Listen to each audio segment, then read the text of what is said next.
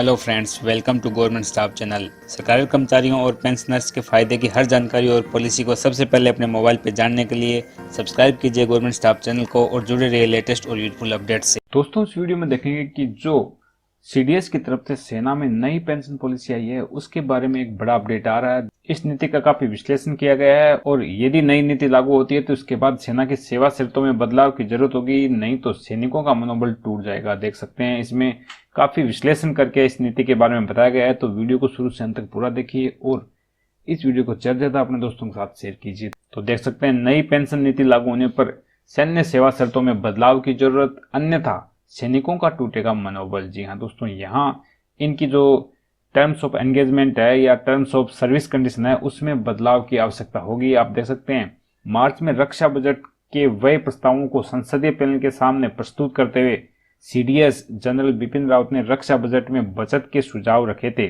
जिसका मुख्य उद्देश्य रक्षा कर्मियों की पेंशन पर होने वाले खर्च को कम कर इस धन को रक्षा तैयारियों के लिए उपलब्ध कराना है। तो आप देख सकते हैं सेना में जो बदलाव हो रहे हैं, चाहे रिटायरमेंट एज को बढ़ाने की बात हो रही हो या फिर पेंशन में कटौती की बात हो रही हो, ये सब है। इसका पीछे, इन सब के पीछे जो मुख्य उद्देश्य है वो है सैनिकों की पेंशन पर जो खर्च होता है उसको कम करके उस खर्च को सेना के लिए उपलब्ध कराना है। आप देख सकते हैं इस समय पेंशन पर ही रक्षा बजट का 28% हिस्सा खर्च हो रहा है। उन्होंने मुख्य रूप से सैन्य कर्मियों की सेवा शर्तों में बदलाव एवं कुछ ऐसे रक्षा उपकरणों को निजी क्षेत्र को देने की योजना बनाई है जो बाजार के मुकाबले महंगे साबित हो रहे हैं। तो देख सकते हैं यहाँ अभी काफी बड़ा बदलाव डिफेंस में होने वाला है। सैन्य कर्मियों की सेवा शर्तों में बदलाव के प्रभाव की चर्चा आजकल सोशल मीडिया पे जोर शोर से चल रही है। इनका निराकरण समय रहते नहीं किया गया तो सेवारत जो सैनिकों व अधिकारियों का मनोबल है उस पर प्रभाव पड़ेगा और वो भी नकारात्मक प्रभाव पड़ेगा।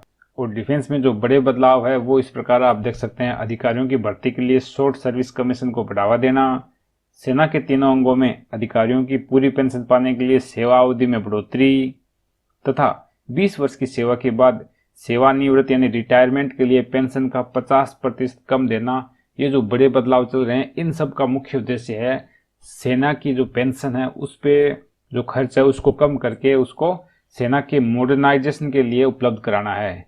और ये सारा जो प्लानिंग आ रही है वो सीडीएस जनरल बिपिन रावत की तरफ से आ रही है। इसके अतिरिक्त सेना के लड़ाकू अंगों जैसे इन्फेंट्री, आर्टिलरी तथा सशस्त्र बल के सैनिक जो 18 से 20 वर्ष की सेवा के बाद ही रिटायरमेंट हो जाते हैं, उन्हें आर्मी सर्विस, ऑर्डिनेंस जैसी कोर में स्थानांतरित करके यानी ट्रांसफर करके उनकी सेवा अवधि को यानी उनकी सर्विस को बढ़ाना भी इसमें एक शामिल है। साथ ही महंगे साबित होने वाले उपक्रमों को बंद करने का भी प्रस्ताव है। सेना के शॉर्ट सर्विस कमीशन द्वारा ज्यादा अधिकारियों की भर्ती करके 10 वर्ष की सेवा अवधि के आखिरी 1-2 वर्ष में इनकी शैक्षिक व व्यावसायिक योग्यता को सिविल में रोजगार के अनुसार बनाकर इन्हें रिटायरमेंट करने का प्रस्ताव ही है। तो देख सकते हैं सेना में बड़े बदलाव की तैयारी चल रही है सीडीएस की तरफ से।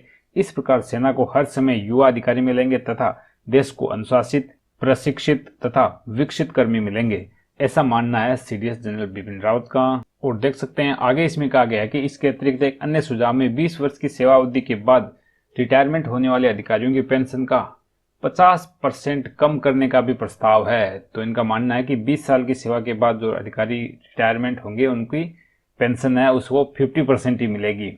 इन प्रस्तावों में विवाद केवल अधिकारियों की पूरी पेंशन पाने की आयु सीमा को 54 से बढ़ाकर 58 वर्ष करने पर भी है। इस समय सेना के तीनों अंगों में कर्नल रैंक तक के अधिकारी 54 वर्ष तथा ब्रिगेडियर 56 वर्ष की आयु में पूरी पेंशन के साथ रिटायर होते हैं। परंतु प्रस्ताव के अनुसार यदि कोई अधिकारी 50 से 54 वर्ष के बीच रिटायर होना चाहेगा तो उसे पेंशन का 60% तथा 54 से 58 वर्ष के बीच रिटायर होता है तो पेंशन का 70% हिस्सा ही प्राप्त होगा, यानी उसको पूरी पेंशन नहीं मिलेगी। इसलिए अब हर अधिकारी को 58 वर्ष तक की आयु तक सेवा करनी आवश्यक होगी। परंतु यहाँ पर विचारणीय है कि सेना में पदोन्नति का ढांचा पिरामिड की तरह है, क्योंकि सैनिक कमांडर के अनुसार यही उपयुक्त व प्रभावशाली होता है। इसलिए सेना में 90% अधिकारी कर्नल तथा उसके नीचे स्तर से रिटायर हो जाते हैं। सेना में कर्नल रैंक के बाद प्रमोशन के अवसर बहुत कम है, इसलिए अधिकारी को पूरी तरह से प्रमोशन के क्रम से बाहर कर दिया जाता है और इस प्रकार की स्थिति में कुछ अधिकारियों की मनोस्थिति पर नकारात्मक प्रभाव पड़ता है। तो आप देख सकते हैं इसलिए ऐसे अधिकारियों को 54 वर्ष की आयु में रिटायर करके माहौल ठीक करने की कोशिश की जाती है। इस प्रकार 54 वर्ष की आयु में प्रमोशन से वंचित अधिकारियों को रिटायरमेंट देना सेना की कार्यकुशलता तथा मनोबल बनाए रखने के लिए उतना ही जरूरी है जितना हथियार व गोला बारूद। नौकरशाही में तो प्रमोशन से वंचित रहने वाले अधिकारियों के लिए प्रमोशन के बगैर भी अपने बैच के प्रमोशन पाए अधिकारियों के बराबर वेतन पाने का प्रावधान है। यानी जिनको प्रमोशन नहीं मिला और जिनको प्रमोशन गया तो उनको एटलीस्ट पेमेंट बराबर दे दी जाती है, जिससे इनका मनोबल बना रहता है। परंतु ऐसा प्रावधान सेना में नहीं है। तो ये सिविल में ऐसा प्रावधान है, सेना में ऐसा प्रावधान नहीं है।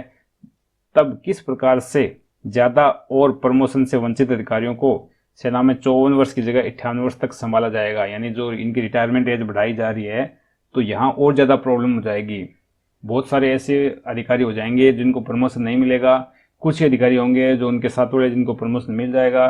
तो यहाँ जो जिनको प्रमोशन नहीं मिलेगा उनका मनोबल काफ़ी डाउन रहेगा और ये अवधि 4 साल के लिए बढ़ाई जाएगी तो ऐसे अधिकारियों की संख्या और ज़्यादा बढ़ जाएगी। और भारतीय सेना के एक रिटायर्ड कर्नल के अनुसार इन प्रस्तावों को लागू करने से पहले इस पहलू पर गंभीरता से विचार किया जाना चाहिए, क्योंकि ये सेना के मनोबल को बनाए रखने से जुड़ा हुआ मुद्दा है। तो जी हाँ दोस्तों, आपने देखा यहाँ पेंशन पॉलिसी और रिटायरमेंट एज को जो बढ़ाने की बात चल रही है, उसको यदि लागू करते हैं तो इसके लिए सेना की जो सेवा शर्तें हैं यानी प्रमोशन सिस्टम है उसमें भी बदलाव की आवश्यकता है। अदरवाइज इसको बिना सोचे समझे लागू कर दिया गया तो यहाँ सेना के इन अधिकारियों का मनोबल काफ़ी टूट जाएगा, जिससे सेना में इसका काफ़ी नकारात्मक असर पड़ेगा। तो दोस्तों इस वीडियो में बस इतना ही। और सेना के लिए नई पेंशन पॉलिसी और रिटायरमेंट एज के बारे में आपकी क्या राय है, वीडियो के कमेंट बॉक्स में जरूर लिखें। Thanks for watching, bye bye, take care, जय हिंद।